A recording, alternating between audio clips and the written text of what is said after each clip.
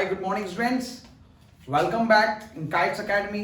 हम लोग पढ़ रहे हैं इकोनॉमिक्स मैराथन, मैक्रो इकोनॉमिक्स का जो मैराथन है 7 आवर्स में मैंने बोला है कंप्लीट मैक्रो इकोनॉमिक्स होगी।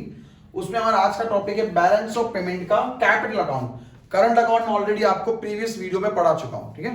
तो कैपिटल अकाउंट के अंदर बोरोइंग्स, कौन कौन से ट्रांजेक्शन कैपिटल अकाउंट्स में आते हैं? Borrowings, NRI deposits, banking capital and investments. Current account basically वो ट्रांजेक्शंस होते हैं जो मॉनेटरी फ्लो को कंट्रोल करते हैं in the balance of payment, जिसको फ्यूचर में हमको रीपे करना होता है। क्या करना होता है बेटा? फ्यूचर में रीपे करना होता है। तो अभी वो ट्रांजेक्शन एंड नहीं हुए हैं, वो फ्यूचर में भी उनका एक लैग होगा, मतलब वो एक हमारे फ्यूचर के अंदर ट्रांजेक्शन चलेगा। जैसे मैं किसी से पैसा उधार लूंगा, बोरिंग करूंगा, तो मुझे फ्यूचर में क्या करना पड़ेगा?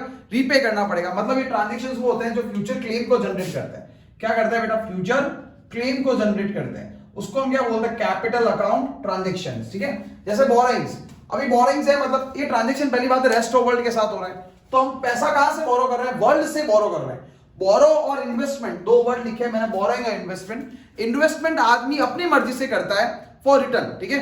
जबकि बोरोइंग आदमी भी नीड के लिए पैसा लेना जाता है सामने से। जैसे मैं आपके पास आया और मैंने आपको बोला 1 लाख रुपए दो, दिस इज द बोरोइंग्स। जबकि इन्वेस्टमेंट का मतलब है आपने अपनी मर्जी से मुझे 1 लाख रुपए दिए, दिस इज द इन्वेस्टमेंट। ये डिफरेंटली ओपिनियन बेस्ड डिफरेंट है। मतलब यहाँ पे बायर ज्यादा मतलब मांगना जाता है पैसा, जबकि यहाँ पे लेंडर जो होता है अपनी मर्जी से देता है पैसा।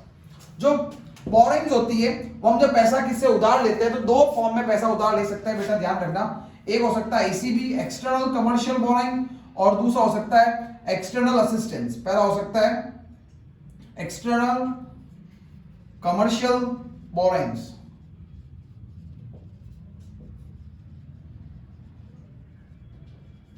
दूसरा हो सकता है एक्सटर्नल असिस्टेंस। क्या फर्क है बेटा इन दोनों में? बहुत ही टेक्निकल डिफरेंस है इन दोनों में। जब आप किससे पैसा उधार लेने गए और उसने आपको मार्केट रेट ऑफ इंटरेस्ट पे पैसा दिया, जब आप किससे पैसा उधार लेने गए और उसने मार्केट रेट पे पैसा उधार दिया, नॉर्मल रेट ऑफ इंटरेस्ट पे पैसा उधार दिया, वो क्या हो गया? ECB, external commercial boring. मतलब मार्केट में आज की डेट में 7% ब्याज की रेट चल रही है और आप जाते हो और वो आपसे 7% चार्ज करता है, तो दिस इज द ईसीबी। जबकि वो आपका दोस्त यार कुछ भी है और आप उससे जाते हो कि मुझे सपोर्ट चाहिए, पैसा उधार चाहिए, तो वो क्या बोलता है? ठीक है आप लेके चले जाइए, और अभी मार्केट के अंदर रेट ऑफ इंटरेस्ट 7% है, आप मुझे 4% ही पे करना, मतलब कंसेशनल रेट के ऊपर पे किया जाता है। असिस्टेंस का मतलब होता है हेल्प, तो आपकी वो हेल्प करता है ब्याज कम लेके, उसको बोलते हैं एक्सटर्नल असिस्टेंस। एक्सटर्नल वर्ड इसलिए यूज है क्योंकि इंडिया के बाहर से पैसा ला रहे हैं, ठीक है। तो बेसिकली ये होता है बेटा नॉर्मल रेट ऑफ इंटरेस्ट के ऊपर, जबकि ये होता है हमारा less than market rate of interest. क्योंकि मतलब ही क्या है बेटा? ये हेल्प है, less than market rate of interest, just like help है ये, इसकी वजह से सस्ता मिल जाता है। समझ में आ गई चीज? नेक्स्ट पे आते हैं। नेक्स्ट कंपोनेंट है बेटा हमारा एनआरआई डिपॉजिट। तो बोरोइंग में अगर कोई डाउट हो आपको या कुछ भी मन में रहे तो आप मुझे कमेंट बॉक्स में जरूर बताइएगा। एनआरआई डिपॉजिट्स या एनआरआई नॉन रेजिडेंट इंडियन जो यहां से बाहर रहते हैं, वो क्या करते हैं? अपनी मर्जी से इंडिया के अंदर डिपॉजिट्स के फॉर्म में पैसा लेके आते हैं। हमने उनसे नहीं मांगा है पैसा, वो क्या है अपनी मर्जी से यहाँ पैसा लेके आता है। उसको हम क्या बोलते हैं? NRI deposits. क्या बोलते हैं? एनआरआई डिपॉजिट्स, ठीक है ना। मैंने आपको क्या बताया? कैपिटल अकाउंट ट्रांजेक्शन मतलब फ्यूचर में रीपे करना है। अब मुझे आप बताइए, देखो यहाँ पे एक समझने वाली बात आ जाती है बेटा जो इंपॉर्टेंट है, जहां पे स्टूडेंट्स थोड़ी गलती भी कर लेते हैं। मान लीजिए मिस्टर एक्स यूएसए के अंदर सेटल्ड है, सॉफ्टवेयर इंजीनियर है। मिस्टर एक्स क्या करते हैं? उनका परिवार इंडिया के अंदर रहता है, पूरी फैमिली इंडिया में रहती है, और इंडिया में वो $5000 भेजते हैं हर महीने। उनकी अच्छी खासी सैलरी है, वो $5000 इंडिया में भेजते हैं अपनी फैमिली के लिए, अपने पेरेंट्स के लिए, ध्यान रखने के लिए, उनकी फैमिली मेंटेनेंस के लिए। क्या ये $5000 जो हर महीने आ रहे हैं वो हमारा एनआरआई डिपॉजिट का पार्ट है? बेटा वो एनआरआई डिपॉजिट का पार्ट नहीं है, क्योंकि यहाँ पे फैमिली मेंटेनेंस के लिए आया। This is current transfers, this is not for NRI deposits. ये इंडिया के गवर्नमेंट की लायबिलिटी नहीं है पे करने के लिए। तो सर फिर क्या है एनआरआई डिपॉजिट? एनआरआई डिपॉजिट का मतलब मिस्टर एक्स ने क्या किया? पैसा यहाँ की बैंक में एफडी करा दी, ठीक है, या फिर यहाँ पे क्या किया? यहाँ पे गवर्नमेंट को कुछ रिक्वायरमेंट थी तो उन्होंने फंड को प्रोवाइड कर दिया, तो फंड को लैंडिंग कर दिया। वो किस में आ गया बेटा? आपका एनआरआई डिपॉजिट में आ गया। मतलब जो रीपे करने वाला है वो किस में आएगा? कैपिटल अकाउंट में। जो रीपे नहीं करना है वो किस में आ जाएगा? करंट अकाउंट में। तो फैमिली मेंटेनेंस तो किस में आएगा? ध्यान रखना, बहुत ही इंपॉर्टेंट है, गलती कर सकते हो आप लोग। अगर फैमिली मेंटेनेंस के लिए दिया गया है तो करंट अकाउंट का पार्ट हो गया वो।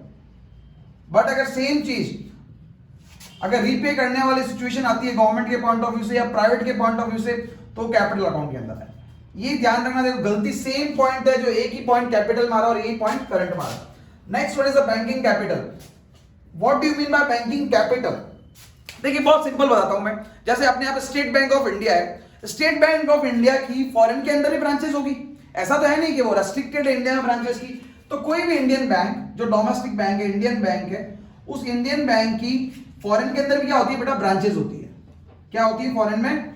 ब्रांचेस होती है, फॉरेन ब्रांच होती है।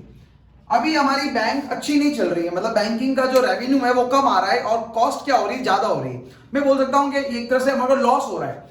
तो अभी कोई भी गवर्नमेंट बैंक हो या प्राइवेट बैंक हो, लॉस कितने दिन तक बियर करेगी? लॉस ज्यादा दिन तक बियर नहीं पड़ेगी। तो मैंने आपको बजट में भी पढ़ाया है कि डिसइन्वेस्टमेंट कंसेप्ट पे जाते हैं। तो विद इन इंडिया अगर कोई बैंक है उसका हम डिसइन्वेस्टमेंट करते हैं, उसको प्राइवेट हैंड्स में बेचते हैं या पैसा विड्रॉ करते हैं, तो इंडिया के बजट का पार्ट है। लेकिन अगर वो फॉरेन में है मेरी बैंक, ओवरसीज बैंक है, तो वहां पे उस ब्रांच को मैंने क्या किया, डिसॉल्व कर दिया। अब उसको बाय कौन करेगा? उसको सेल किया मैंने और अपना पैसा विड्रॉ कर लिया, उसको सेल किया। उसको सेल कौन करेगा? कोई वहीं का रेजिडेंट करेगा सेल, मतलब फॉरेन का रेजिडेंट बंदा उसको सेल करेगा या फॉरेन बैंक लेगी उसको। कोई भी ले सकता है, बैंक भी ले सकती है, रेजिडेंट भी ले सकते हैं। वहां पे उस प्रॉपर्टी को, उस असेट्स को वो बाय करेंगे। तो इंडिया की गवर्नमेंट के पास क्या आ जाएगा? पैसा। और किसके बदले में आएगा? एक असेट्स चली जाएगी हमारी और पैसा आएगा। इस पैसे को हम क्या बोलते हैं बेटा? Banking capital. समझ गए आप लोग? तो सेल ऑफ इंडियन बैंक्स और sale of Indian bank branch to a foreigners and we receive the money against the sale of that assets, that's why it's known as capital account transaction. और ये क्या आ गया? Banking capital का part आ गया। Okay, समझ में आई चीज? अगर कुछ भी डाउट है आप कमेंट बॉक्स में जरूर लिखिएगा, बिकॉज टेक्निकल है, एग्जाम में एमसीक्यू बन सकता है। अगला इन्वेस्टमेंट। इन्वेस्टमेंट का मतलब क्या हो गया? जैसे मैंने बोरिंग इन्वेस्टमेंट में पहले भी आपको डिफरेंस समझाया। यहां हम पैसा मांगने गए थे, जबकि यहां पे पैसा वो अपनी मर्जी से इन्वेस्ट कर रहा है। मतलब एक फॉरेनर, इंडिया के बाहर का आदमी, मे बी वो कंपनी भी हो सकती है, गवर्नमेंट भी हो सकती है और एक इंडिविजुअल पर्सन भी हो सकता है। वो क्या करता है? इंडिया के अंदर पैसा लगाता है। क्यों लगा रहा है? मे बी उसको लग रहा है कि फ्यूचर में उसको प्रॉफिट हो सकता है, इसकी वजह से बेटा वो पैसा लगा रहा है। तो इन्वेस्टमेंट जो होता है, जब वो पैसा यहां लगाता है, उसके पीछे का दो मोटिव हो सकते हैं या उस ट्रांजैक्शन के दो लैग हो सकते हैं। कैसे हो सकते हैं दो लैग? जब उसने पैसा लगाया, उस पैसे के बदले में एक तो बेटा उसको ओनरशिप मिल सकती है। क्या मिल सकती है? ओनरशिप मिल सकती है। ठीक है, वो खुद की कोई चेन, खुद की कोई कंपनी, खुद का ही कोई पार्ट लगा रहा है, उसको तो हम क्या बोलेंगे? FDI, foreign direct investment. Foreign direct investment, जिसको हम एफडीआई बोलते हैं बोलचाल की भाषा में।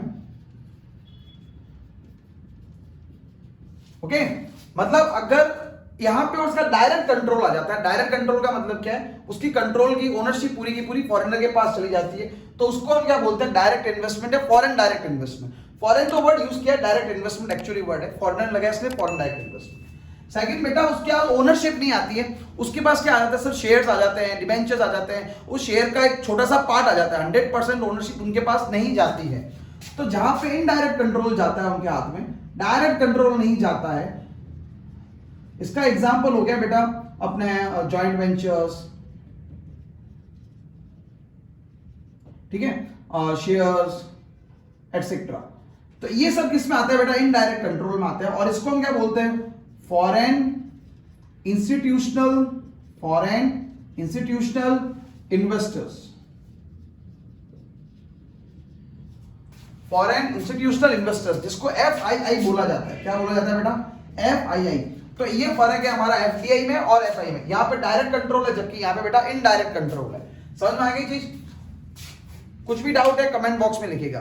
करंट अकाउंट प्रीवियस वीडियो में डाल चुका हूं। सबसे इंपॉर्टेंट बात जो आपको ध्यान में रखनी है, भले कैपिटल अकाउंट हो या भले करंट अकाउंट हो, जो भी आता है वो क्या होता है? क्रेडिट। जो भी रिसीव होगा वो किस में जाएगा? क्रेडिट, और उसको प्लस लिखेंगे। और जो भी जाएगा हमारे हाथ से उसको करेंगे डेबिट, और वो क्या कर देंगे? मैथमेटिकली नेगेटिव, माइनस कर देंगे। एक और चीज, जो भी करंट अकाउंट और कैपिटल अकाउंट है, जो भी करंट अकाउंट और कैपिटल अकाउंट है, उनके बैलेंस आपस में क्या हो सकते हैं बेटा? ऑफसेट हो सकते हैं। बैलेंस क्या हो सकते हैं? आपस में ऑफसेट हो सकते हैं। मतलब करंट अकाउंट में अगर सरप्लस है तो कैपिटल अकाउंट के डेफिशिएट को फाइनेंस किया जा सकता है, और जबकि कैपिटल अकाउंट में डेफिशिएट है तो करंट अकाउंट के सरप्लस को एंड वाइस वर्सा दोनों ही ट्रांजैक्शन को क्या किया जा सकता है, आपस में ऑफसेट किया जा सकता है। ये मैंने बहुत सारी किताब के असर्टेन रिजल्ट में देख रखा है बुक्स के अंदर। जबकि ये गलती करते हैं बच्चे कि क्रेडिट कौन सा है सर, डेबिट कौन सा है। क्रेडिट मतलब पैसा आया तो हो गया क्रेडिट, और वो प्लस करते हैं पीओपी में, स्टेटमेंट ऑफ अकाउंट में, जबकि जो पैसा गया वो करते हैं माइनस। जैसे एग्जांपल लेता हूं छोटा सा, बोरोइंग्स में पैसा आया तो ये किस में आएगा, प्लस के अंदर आएगा। एनआरए डिपॉजिट पैसा आया तो किस में आएगा, प्लस में आएगा। ये भी क्या हो गया आपका प्लस हो गया, और ये भी क्या हो गया आपका प्लस हो गया। तो सर पैसा गया किस में है, हमने कुछ पुराने लोन ले रखे होते हैं, रीपेमेंट ऑफ लोन करते हैं हम लोग, ये क्या हो गया आपका पैसा गया, ये क्या हो गया आपका पैसा गया। तो जस्ट फॉर्म में पैसा, जैसे रीपेमेंट ऑफ एनआरए डिपॉजिट हो गया, रीपेमेंट ऑफ बोरोइंग्स हो गया, ठीक है। इन्वेस्टमेंट को जब सामने वाला विड्रॉ करेगा वो, ये सब किस में आता है, माइनस साइड में आता है। पैसा आया तो प्लस, पैसा गया तो minus. This is a basic concept. Thanks for watching dear friends, please like share and subscribe. Okay.